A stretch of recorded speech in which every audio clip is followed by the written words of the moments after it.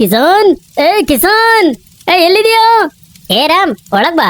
ಗುರು, ಏನ್ ಬಿಡ್ತಿದ್ಯಾ? ಮಟರ್ ಪನ್ನೀರ್ ಮಾಡ್ತಾ ಇದ್ದೀನಿ, ತಿಂತೀಯಾ? ಖಂಡಿತ, ತೋರ್ಸು ಸ್ವಲ್ಪ. ಮೂಲಂಗಿ ಸಬ್ಜಿ ಮತ್ತೆ ಚಪಾತಿ. ಮೂಲಂಗಿ ಸಬ್ಜಿ ಯಾರು ತಿಂತಾರೆ? ಏನಾವ್ ತಿಂತೀರಲ್ಲ. ಮತ್ ನಿಂಗೇನ್ ಅನ್ನಿಸ್ತು ನಾನು ನಿಜವಾಗ್ಲೂ ಮಟರ್ ಪನ್ನೀರ್ ಮಾಡ್ತಾ ಇದ್ದೀನಿ ಅಂತ? ನನಗೇನು ಹಾಗೆ ಅನ್ನಿಸ್ತು. ನನ್ ರಾಜ, ನಮ್ಮಂತ ಬಡವರು ಹಣೆಯಲ್ಲಿ ಮಟರ್ ಪನ್ನೀರ್ ಎಲ್ಲಿ? ಕೇಳು, ನೀನು ಆದಷ್ಟು ಬೇಗ ಮದುವೆ ಮಾಡ್ಕೋ. ಏನಂದೆ? ಮದ್ವೆ ಯಾಕರು? ನಿನಗೆ ನನ್ನ ಒಬ್ನೇ ಇರೋದು ಇಷ್ಟ ಆಗ್ತಾ ಇಲ್ವಾ? ನಿನ್ ಮದುವೆ ಆದ್ರೆ ನನಗೆ ಮಟರ್ ಪನ್ನೀರ್ ತಿನ್ನೋಕ್ಕಾಗೋದು? ಗುರು, ನಾನು ಎಲ್ಲಿ ತಿನ್ನಿಸ್ಲಿ ನಿಂಗೆ ಮಟರ್ ಪನ್ನೀರ್ನ? ನನ್ನ ಕಷ್ಟ ನೋಡ್ತಾನೆ ಇದೀಯಾ?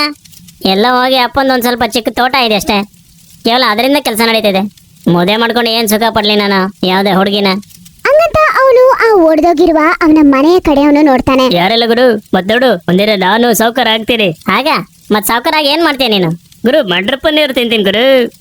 ಬೆಳಗ್ಗೆ ಮಟರ್ ಪನ್ನೀರ್, ಮಧ್ಯಾಹ್ನ ಮಟರ್ ಪನ್ನೀರ್, ಮತ್ತೆ ರಾತ್ರಿ ಕೂಡ ಮಟರ್ ಪನ್ನೀರ್. ಸಾಕ್ ಬಾ ಮಚ್ಚ, ಊರಲ್ಲಿರೋ ಮಟರ್ ಮತ್ತೆ ಪನ್ನೀರ್ ನೀನೇ ತಗೊಂಡ್ ತಿನ್ಬಿಡ್ತೀಯಾ?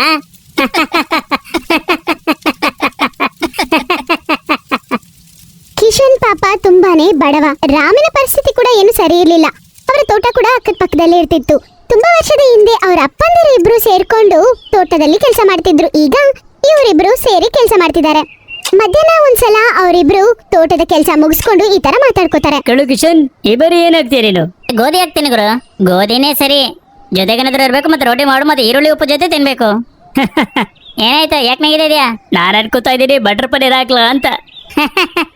ಒಳ್ಳೇದು, ಕೇಳು, ಅದು ಬೆಳೆದ್ಮೇಲೆ ನನಗೂ ಕರಿ, ನಾನು ತಿನ್ನೋಕ್ ಬರ್ತೀನಿ. ಕಿಶನ್ ಹತ್ರ ದುಡ್ಡಿಲ್ದೇ ಇದ್ರೇನು ಅವನ ಮನಸ್ಸು ತುಂಬಾ ಒಳ್ಳೇದು. ಯಾವಾಗ ಅವ್ನು ಚೆನ್ನಾಗಿ ಸಂಪಾದನೆ ಮಾಡ್ತಾನಂದ್ರೆ ಅವನ ತೋಟದಲ್ಲಿ ಬೆಳೆ ತುಂಬಾ ಚೆನ್ನಾಗಿ ಬೆಳೆದಿರುತ್ತೆ. ಅವನು ಭತ್ತ ಮಾರಿ ತುಂಬಾ ಚೆನ್ನಾಗಿ ಸಂಪಾದನೆ ಮಾಡ್ತಾನೆ. ಸ್ವಲ್ಪ ಭತ್ತ ಅವನಿಗೋಸ್ಕರ ಇಟ್ಕೋತಾನೆ. ಒಂದಿನ ಎಲ್ಲಿ ಹೋಗ್ತಿದ್ಯಾ? ಗುರು, ತುಂಬಾ ದಿನ ಆಯ್ತು, ಅಜ್ಜಿನ ನೋಡ್ಲಿಲ್ಲ. ಅವ್ರನ್ನ ನೋಡಕ್ಕೆ ಹೋಗ್ತಾ ಇದ್ದೀನಿ. ಆಗ ಯಾವಾಗ ಬರ್ತೀಯಾ? 2-3 ದಿನದಲ್ಲಿ ವಾಪಸ್ ಬರ್ತೀನಿ.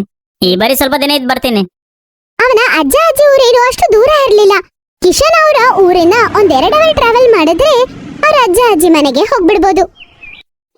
ಮೊಮ್ಮಗ ಬರ್ತಿರೋದನ್ನ ನೋಡಿ ಅಜ್ಜಿ ಮತ್ತೆ ತಾತ ತುಂಬಾ ಸಂತೋಷ ಪಡ್ತಾರೆ. ಅಜ್ಜಿ, ಊರಲ್ಲಿ ಯಾರು ಕಾಣಿಸ್ತಾನೆ ಇಲ್ವಲ್ಲ? ಏನ್ ಹೇಳಿ ಅಪ್ಪ, ಇಲ್ಲೇನಾದ್ರೂ ನಮ್ಗೆ ಸಂಪಾದನೆ ಇದೆಯಾ? ಏನಿದೆ ಹೇಳು? ಊಟ ಮಾಡೋದೇ ಕಷ್ಟ ಆಗ್ಬಿಟ್ಟಿದೆ. ತೋಟದಲ್ಲಿ ಏನಾದ್ರೂ ಬೆಳೆ ಚೆನ್ನಾಗ್ ಬರುತ್ತಾ ಅಂದ್ರೆ ಅದೂ ಇಲ್ಲ. ದಿನ ಕಳೆಯೋದೇ ಕಷ್ಟ ಆಗ್ಬಿಟ್ಟಿದೆ. ಬಡತನ ತುಂಬಾ ಕಷ್ಟ ಮಗನೇ. ಚಂಬಲ್ಪುರಲ್ಲಿ ಜನ ಎಲ್ಲರೂ ಹಾಗೆ ಇರ್ತಿದ್ರು. ಅವ್ರು ಎಷ್ಟೋ ಕಷ್ಟಪಟ್ಟು ಕೆಲಸ ಮಾಡ್ತಿರ್ತಾರೆ. ಊಟ ತಿನ್ನೋದೇ ಅವ್ರಿಗೆ ಕಷ್ಟ ಆಗ್ಬಿಡ್ತಾ ಇತ್ತು. ಅವನ ಊರ್ಗೋಸ್ಕರ ಅವನೇನಾದ್ರೂ ಮಾಡೋಣ ಅನ್ಕೋತಾನ, ಇಲ್ಲ ಚಂಬಲ್ಪುರ್ಗೆ ಏನಾದ್ರೂ ಮಾಡೋಣ ಅಂತ ಅನ್ಕೋತಾನ. 2 ದಿನದವರೆಗೂ ಅವ್ರ ಅಜ್ಜ ಅಜ್ಜಿ ಮನೆಯಲ್ಲಿದ್ದು ಆಮೇಲೆ ಅವನು ಅವ್ರ ಊರಿಗೆ ಬಂದ್ಬಿಡ್ತಾನೆ. ರಾತ್ರಿಗೆ ಅವನು ದಾಲ್ ಮತ್ತೆ ಚಪಾತಿ ಮಾಡ್ಕೋತಾನೆ. ಆಮೇಲೆ ಅವ್ರು ತಿನ್ನಕ್ ಹೋದಾಗ ಯಾರೋ ಆಚ ಕಡೆ ನಾನು ಕರೆಯಕ್ ಕೇಳಿಸುತ್ತೆ. ಯಾರಾದ್ರೂ ಇದೀರಾ? ಪ್ರಣಾಮಗಳು. ಖುಷಿಯಾಗಿರೋ ಮಗನೇ, ನಾನು ತುಂಬಾ ದಿನದಿಂದ ಹಸುಕೊಂಡಿದ್ದೀನಿ. ಇನ್ನೋಕೇನಾದ್ರೂ ಸಿಗುತ್ತಾ? ಬಾಬಾ ಬನ್ನಿ. ಬೇಗ ಸಾಧು ಅವ್ರನ್ನ ಊಟಕ್ಕೋಸ್ಕರ ಕೂರಿಸಿ ಅವ್ರಿಗೋಸ್ಕರ ದಾಲ್ ಮತ್ತೆ ಚಪಾತಿಯನ್ನ ತಗೊಂಡ್ ಬಂದು ಅವನು ಕೊಡ್ತಾನೆ. ಅವನಿಗೋಸ್ಕರ ಮಾಡ್ಕೊಂಡಿರ್ತಾನೆ. ಆದ್ರೂ ಅವನ್ ತಿಂದೆ ಸಾಧುಗೆ ಕೊಡ್ತಾನೆ. ಸಾಧು ಅವರು ಕೂಡ ತುಂಬಾ ನೆಮ್ಮದಿಯಾಗಿ ಅವನ್ ಕೊಟ್ಟ ಊಟವನ್ನು ತಿಂತಾರೆ. ಭಗವಂತ ನಿಂಗೆ ಒಳ್ಳೇದ್ ಮಾಡ್ಲಿ. ನೀನೊಬ್ಬ ಹಸುಕೊಂಡಿದ್ದ ಸಾಧುಗೆ ಊಟ ಮಾಡಿಸಿದೀಯಾ? ಹಾಗೆ ನಿನ್ನ ಹೆಸರೇನು? ನನ್ನ ಹೆಸರು ಕಿಶನ್ ಅಂತ. ನಿನಗೋಸ್ಕರ ಊಟ ಇಟ್ಕೊಂಡಿದೀಯಲ್ಲ? ಬಾಬಾ, ನೀವು ನನ್ ಬಗ್ಗೆ ಚಿಂತೆ ಮಾಡಬೇಡಿ. ಕಿಶನ್ ಮಾತನ್ನ ಕೇಳಿಸ್ಕೊಂಡು ಅವ್ರು ತುಂಬಾ ಸಂತೋಷ ಪಡ್ತಾರೆ. ಆಮೇಲೆ ಕಿಶನ್ ತಲೆ ಮೇಲೆ ಕೈ ಇಟ್ಟು ಈಗ ಅಂತಾರೆ, ನೀನ್ ತುಂಬಾ ಒಳ್ಳೆ ಹುಡುಗ. ನನಗ್ ನೀನ್ ನೋಡಿ ತುಂಬಾ ಖುಷಿ ಆಯ್ತು. ಮಗು, ನಾನ್ ನಿನ್ಗೇನೋ ಕೊಡ್ಬೇಕು ಅನ್ಸುತ್ತೆ. ಇಲ್ಲ ಬಾಬಾ, ನಂಗೆ ಖುಷಿಯಾಗಿ ಇದ್ದೀನಿ, ನನಗೇನು ಬೇಡ.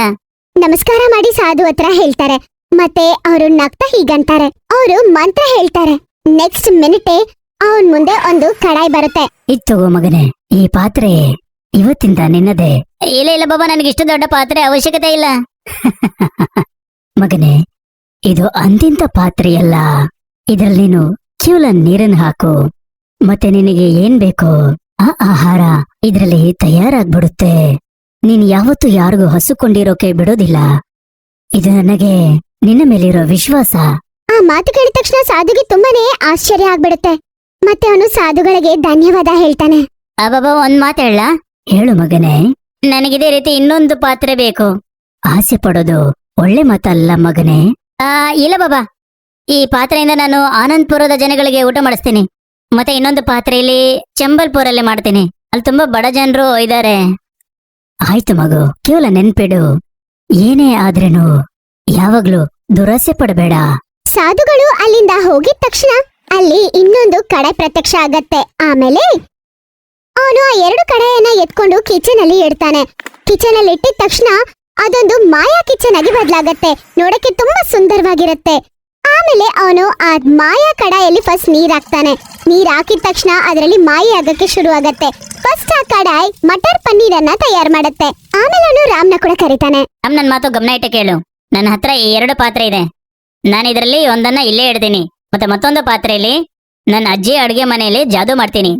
ಮತ್ತೆ ಅಲ್ಲಿನ ಬಡವರಿಗೆ ಉಚಿತವಾಗಿ ಆಹಾರ ತಿನ್ನಿಸ್ತೀನಿ. ಆಯ್ತು ಗುರು. ಕಿಶನ್ ಹೇಳ್ದಂಗೆನೆ ರಾಮ್ ಕೂಡ ಯಾವಾಗ್ಲೂ ಅದೇ ಮಾಡ್ತಾ ಇದ್ದ. ಬಡವರಿಗೆ ಅವನು ಫ್ರೀಯಾಗಿ ಊಟ ಹಾಕ್ತಿದ್ದ. ಯಾಕಂದ್ರೆ ಚಂಬಲ್ಪುರಲ್ಲಿ ಆ ಕಡಾಯನ್ನು ಯೂಸ್ ಮಾಡ್ಕೊಂಡು ಅವರ ಅಜ್ಜಿಯ ಕಿಚನ್ ಅನ್ನ ಕೂಡ ಮಾಯೆಯಾಗಿ ಬದಲಾಯಿಸ್ತಾನೆ. ಬಡವರಿಗೆ ಅಲ್ಲಿ ಕೂಡ ಊಟ ಹಾಕ್ತಿರ್ತಾರೆ. ಇದೇ ತರ ತುಂಬಾ ದಿನ ಕಳೆದು ಹೋಗುತ್ತೆ. 2 ಊರುಗಳಲ್ಲಿ ಯಾರು ಹಸುವಿನಿಂದ ನಿದ್ದೆ ಮಾಡಲ್ಲ. ಆಮೇಲೆ ಒಂದಿನ ಕಿಶನ್ ಅವರ ಊರಾದ ಆನಂದ್ಪುರ್ಗೆ ಬಂದು ನೋಡ್ತಾನೆ. ಅಲ್ಲಿ ಊರೇ ನೀರಲ್ಲಿ ಮುಳುಗೋಗ್ಬಿಟ್ಟಿರುತ್ತೆ. ಏ ಭಗವಂತ, ಇದೇನಿದು? ಯಾವ ವಿಷಯಕ್ಕೆ ನನ್ನ ಗ್ರಾಮಕ್ಕೆ ಶಿಕ್ಷೆ ಕೊಡ್ತಾ ಇದೀಯಾ? ಕಿಶನ್ ಹಂಗ ಅಂದಿದ ತಕ್ಷಣ ಪಕ್ಕದಲ್ಲೇ ಆ ಸಾಧುಗಳು ಪ್ರತ್ಯಕ್ಷ ಆಗ್ತಾರೆ. ಬಾಬಾ, ನೀವು? ಆದ್ರೆ ಇವರೆಲ್ಲ ಏನ್ ಮಾಡಿದ್ರು? ನಿನ್ನ ಸ್ನೇಹಿತನ ಮನಸ್ಸಲ್ಲಿ ದುರಾಸೆ ಬಂದಿತ್ತು. ಅವನು ಆ ಮಾಂತ್ರಿಕ ಪಾತ್ರೆಯಲ್ಲಿ ಅಡುಗೆ ಮಾಡಿ ಮಾರಕ್ ಶುರು ಮಾಡ್ದ. ಮತ್ತೆ ಅವ್ರನವ್ರಿಗೆ ಆ ಮಾಂತ್ರಿಕ ಪಾತ್ರೆ ಬಗ್ಗೆ ಗೊತ್ತಾಯ್ತು. ಅವ್ರು ಅದನ್ನ ಅವನ ಹತ್ರ ಕಿತ್ಕೊಳ್ಳೋಕೆ ಮತ್ತೆ ಕಳ್ತನ ಮಾಡಕ್ಕೆ ಶುರು ಮಾಡಿದ್ರು. ಕೇವಲ ಇದೇ ಗುಂಗಲ್ಲಿ ಪಾತ್ರೆಯ ನೀರು ಕೆಳಗಡೆ ಬಿತ್ತು. ಮತ್ತೆ ಈ ಊರೆಲ್ಲ ತುಂಬೋಯ್ತು. ಇವ್ರ ಮೇಲೆ ದಯ ತೋರಿಸಿ ಮಹಾರಾಜ್, ಮತ್ತೆ ಇವ್ರನ್ನ ಕಾಪಾಡೋ ಉಪಾಯ ಕೊಡಿ. ಇವರೆಲ್ಲರೂ ಕ್ಷಮೆ ಕೇಳ್ಬೇಕಾಗುತ್ತೆ. ಆಹಾ, ನಾವೆಲ್ಲ ಕ್ಷಮೆ ಕೇಳ್ತೀರಿ. ಕ್ಷಮಿಸ್ಬೇಡಿ ಸಾಧು ಮಹಾರಾಜ್ರೆ. ನಾನು ಈ ಊರನ್ನ ಮೊದಲಿನ ಹಾಗೆ ಮಾಡ್ತೀನಿ. ಮತ್ತೆ ಬಾಬಾ ಅವರು ಮಂತ್ರ ಹೇಳ್ತಾರೆ. ತಕ್ಷಣ ಅಲ್ಲಿರುವ ಎಲ್ಲ ನೀರು ಮಾಯ ಆಗ್ಬಿಡುತ್ತೆ. ಆಮೇಲೆ ಆಗಿನ ಊರ್ ಜನ ಎಲ್ಲರೂ ಅತಿ ಆಸೆ ಪಡಬಾರದು ಅಂತ ಅರ್ಥ ಮಾಡ್ಕೋತಾರೆ. ಆವಾಗಿಂದ ಎಲ್ಲ ಸರಿ